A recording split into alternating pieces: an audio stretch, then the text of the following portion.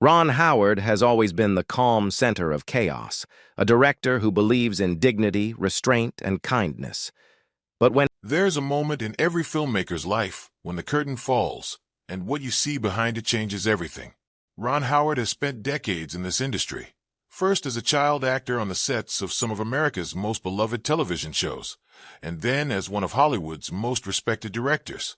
He has seen the warmth of this business, and he has seen its rot.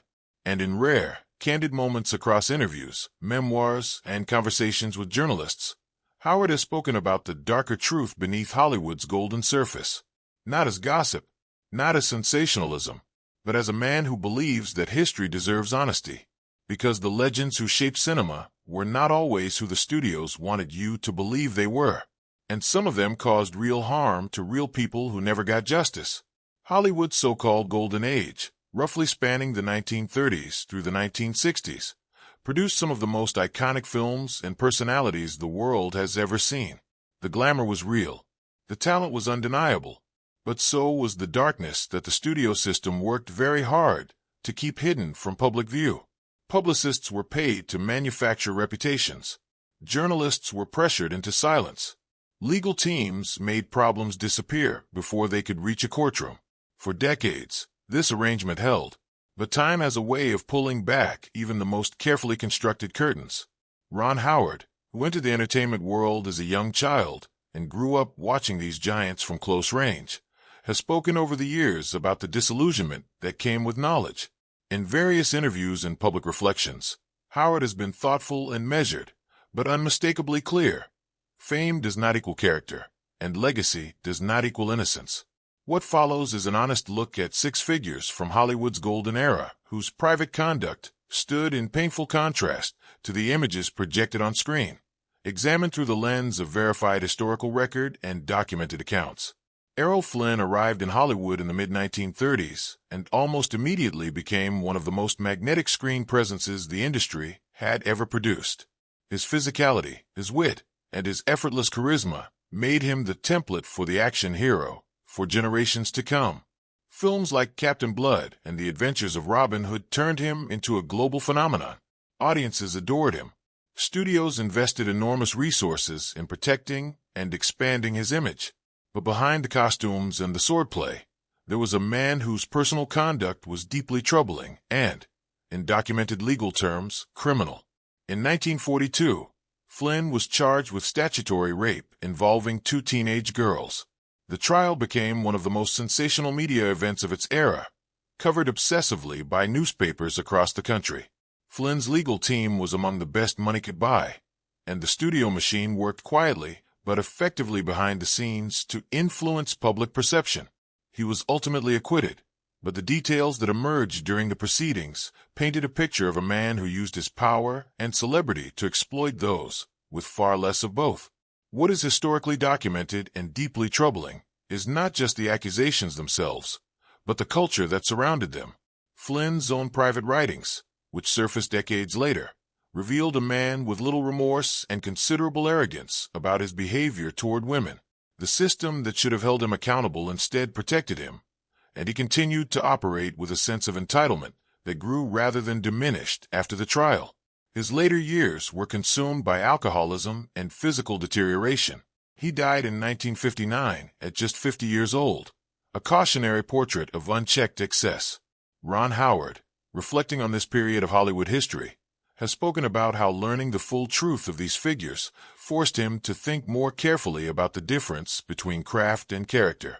Talent is real, but it is not a moral credential, and a system that treats it as one will inevitably protect the wrong people.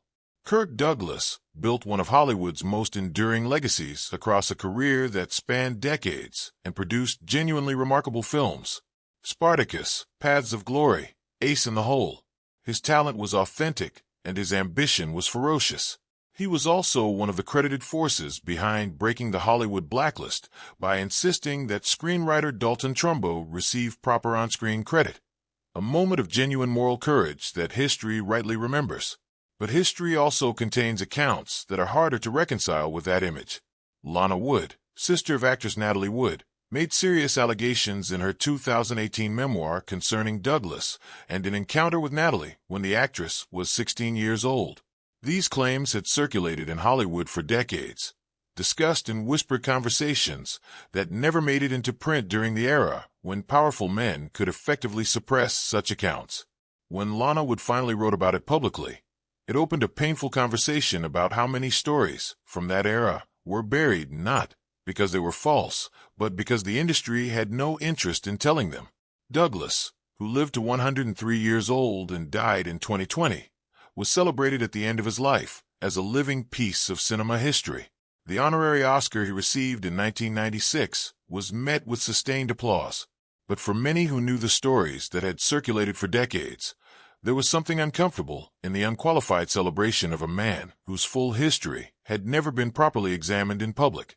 Ron Howard has spoken carefully about the complexity of evaluating these figures, noting that the machinery of the Golden Age was specifically designed to separate public legacy from private conduct. Understanding how that machinery worked is essential if we are serious about learning from it rather than simply repeating it in new forms. Faye Dunaway's place in cinema history is secure on the strength of the work alone.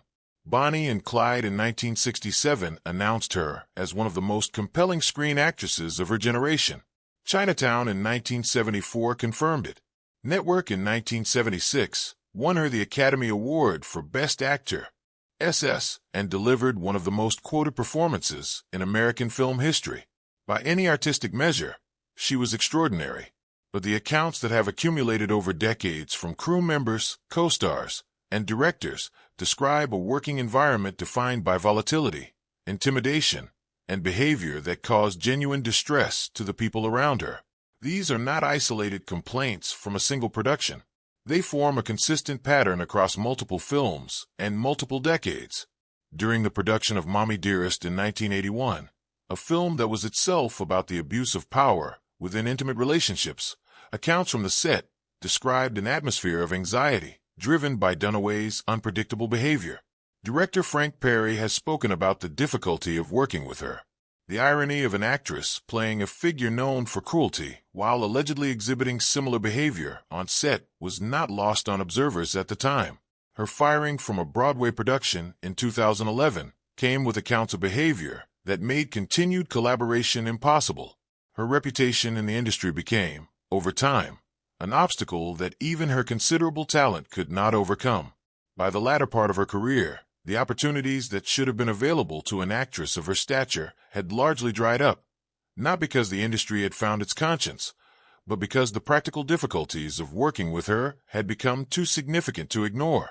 Ron Howard, who has built his own career in part on fostering collaborative environments on set, has spoken about the cost of ego unchecked by empathy. The set is a community, and how you treat the people in that community matters.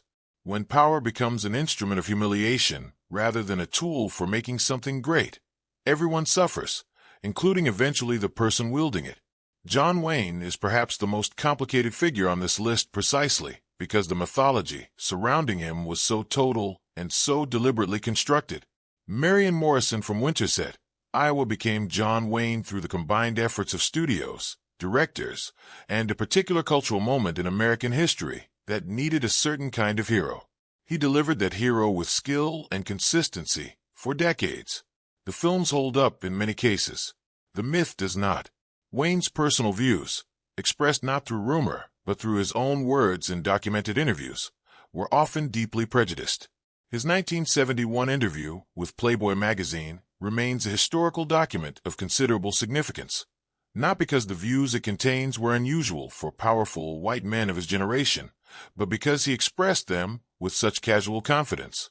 His comments about Native American land rights, about Black Americans and self-governance, and about what he considered the failures of progressive cinema were specific, detailed, and troubling. On set, his behavior was frequently described as domineering and intimidating in ways that went beyond the demands of professionalism. He was dismissive of actors from marginalized communities and used his considerable status to enforce a particular vision of American masculinity that left little room for complexity or dissent. The Playboy interview was not a private slip. It was Wayne expressing, clearly and publicly, what he genuinely believed. The fact that he spent World War II making films rather than serving in combat, while simultaneously building a career as the cinema's defining military hero, is a biographical detail that his most devoted admirers have always found difficult to address. Directors who knew him personally have described the gap between the screen image and the private man as considerable. Ron Howard has been thoughtful about Wayne specifically, acknowledging the genuine craft visible in certain performances, while being unwilling to pretend that the full historical record does not exist. The lesson, as Howard has framed it, is not simply that Wayne was flawed, every person is, but that the system built an ideology around him that was never subjected to honest scrutiny during his lifetime. That kind of unexamined mythology does not serve anyone well, including the audiences who deserved something more honest than a legend. Some cases require no ambiguity, and Roman Polanski's is one of them. The facts are documented, adjudicated, and not in serious dispute. In 1977, Polanski was arrested for the sexual assault of a 13-year-old girl during a photography session in Los Angeles. He pleaded guilty to unlawful sexual intercourse with a minor as part of a plea agreement. Before he could be sentenced, he fled the United States and has not returned since, living in Europe beyond the reach of American extradition. What makes Polanski's case a specific indictment of Hollywood's culture is not just the crime itself, but the industry's response to it across the decades that followed. Polanski continued to make films. Those films continued to be praised, financed, and distributed by major institutions. In 2003, The Pianist won him the Academy Award for Best Director, and the audience at the Dolby Theater gave him a standing ovation for a film he could not collect in person because doing so would have resulted in his arrest. Ron Howard's public response to that moment has been documented. He did not stand. He has spoken about sitting in that theater and thinking about the victim, then a child, and what that moment of industry celebration must mean from her perspective. Samantha Geimer, the survivor, has herself spoken publicly about the case many times over the years, including expressing complex feelings about the ongoing legal situation. Her voice and her experience deserve to be centered in any honest discussion of Polanski's legacy. The broader issue that Howard has raised is systemic. When an industry decides that artistic achievement creates a separate moral category, when the quality of someone's work is treated as a reason to look past documented harm, the result is a culture that protects perpetrators and abandons victims. Polanski's case did not create that culture in Hollywood, but it exposed it with devastating clarity. Mickey Rooney occupies a unique place in this conversation because his story contains genuine tragedy alongside genuine harm, and untangling the two requires care. He was, by any historical measure, one of the most remarkable performers of the 20th century. A child star who became the highest-earning actor in Hollywood by his late teens, Rooney possessed talent that was authentic and extraordinary. The MGM years produced work that still holds real entertainment value. None of that is in question. What is also documented is a pattern of personal conduct that caused significant harm to the people closest to him across many decades. His 8 marriages were not simply the romantic adventures of a restless personality. They involved patterns of behavior that several of his former partners described in painful detail. Ava Gardner, one of Hollywood's most formidable personalities in her own right, spoke candidly about her marriage to Rooney and what it cost her. The accounts that emerged from people who knew him well during his peak years describe a man whose charm in public settings masked considerable cruelty in private ones. In his later years, Rooney himself became a victim of financial exploitation by members of his immediate household, an experience that led him to testify before the United States Senate about elder abuse in 2011. There was genuine pathos in that moment, an old man describing how he had been isolated and manipulated. But that experience of vulnerability in old age did not erase the accounts of how he had treated vulnerable people during the years when the power was entirely his. His estate at the time of his death in 2014 was essentially depleted. The boy who had once earned more money than almost anyone in America died with almost nothing. Ron Howard has reflected on Rooney as a figure who illustrates what the golden age could do to people it consumed from childhood, shaping them into performers at the expense of forming them into whole human beings, and then discarding them when the box office returns declined. That context does not excuse the harm Rooney caused, but it helps explain a system that created the conditions for so many of these stories to unfold in the first place. Ron Howard has spent his adult life trying to make films that are honest about human complexity. That commitment to honesty extends, in his public reflections, to the industry that shaped him.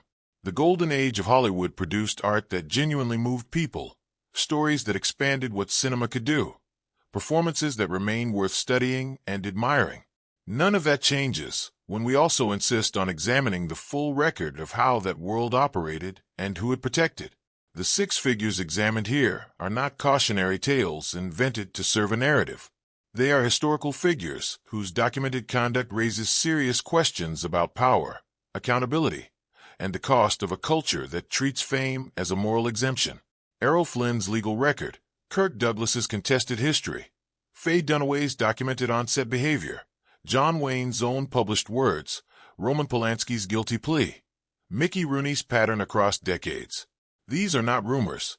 They are part of the record. What Howard has consistently argued, across different contexts and different interviews, is that admiring craft and demanding accountability are not mutually exclusive positions.